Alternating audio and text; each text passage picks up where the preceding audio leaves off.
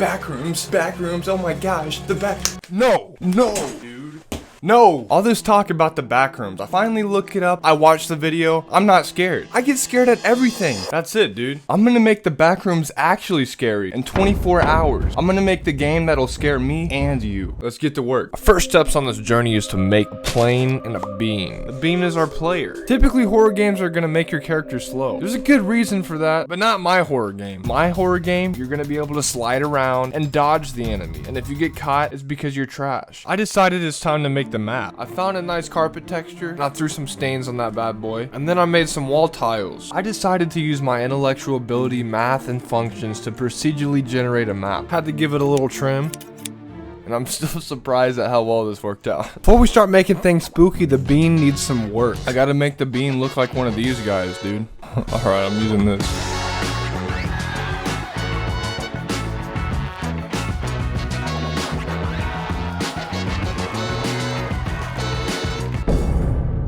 I'm trying to become the best game developer on YouTube. So if you guys will like the video, I will like you back. There's no button for me, but just know I will. Let's get back into it. The backrooms is boring. We need some more oomph. You know what I mean? We need a sword. So I added a sword. The Howler Slayer. Bro, the Howler Devourer. You can throw it, but you can't swing it because I feel like it's cooler. If you could find the sword, then you could actually kill the Howler and not be afraid of him. It gives you kind of a goal to be searching for throughout the map. I started this at 2 o'clock and it's the end of the day and I'm about to go to sleep. I'm starting to worry if I'm actually going to finish this project in 24 hours. I don't do well with failure. The next morning, I got straight to work on the main enemy of the game, the Howler. I found a model online that was already rigged. What? Threw it into the game, and it was time to animate a nice chasing animation. Usually I like animating, but this was a pain in the ass. Trying to make something run scary-like was freaking hard. It took me like 4 hours, and I actually failed the challenge. So, I failed you guys. I didn't know I was gonna have to make my first YouTuber apology video this soon. I don't think I could finish this project.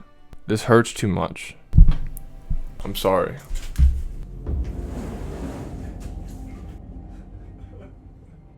What? You're just gonna give up like that? All the pain that you put me through? Gone. Out the window. You're a hypocrite. You taught me to see things through. To the end. You're right. God damn it, Bob, that's why you're the best assistant I've ever had. You're goddamn right, you hobo-looking mother- Wait, I'm your first assistant. Come here, buddy. Ow. Let's get back to work. With the newfound motivation, I got back to work and decided to go above and beyond my original goal. I created a main menu with settings that completely worked. I attempted some ragdolls, scrapped that. I made a round system where after every certain amount of seconds, another Howler spawns, so you better find a sword quick. I thought it would be an interesting idea to have a way to escape the back room. Once you kill a Howler, you'll get a soul orb. Those soul orbs go to the soul collector. To get enough souls, you get out of the back room.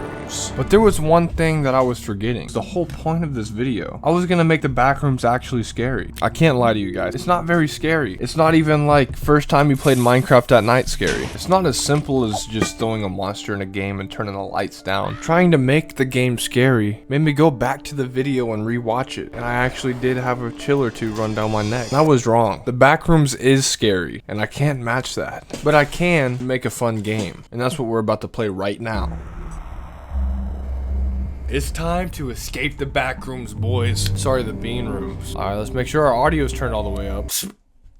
It don't work. First step to escape the backrooms is to get a sword. We have to try to do it before the Howler spawns. Ooh, we already found the soul collector. That's the next step. I could hear him stomping around out there. He's already spawned and we don't have a sword, which is a bad sign. But it's okay, because we're really fast. Uh-oh. I hear 2 of them. Bro, where are the freaking swords at, dude? Oh, they might be in here.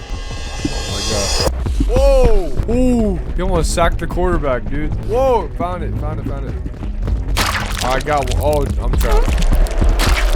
You guys better not complain when you play the game, alright? You're just trash. I found it. I got one. Oh, I'm trash. Whoa! Dude, bro.